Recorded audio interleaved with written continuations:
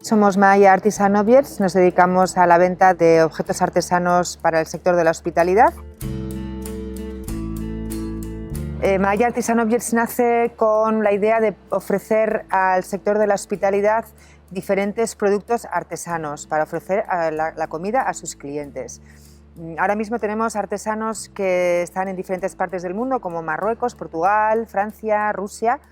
Tenemos 5 líneas. Una de las líneas es cerámica, otra línea será madera, otro es vidrio soplado, otro es el textil, que es 100% lino natural, y otro es cestería, que aquí no tenemos porque son cosas muy grandes. Cuento los instantes que me roba el maldito tiempo.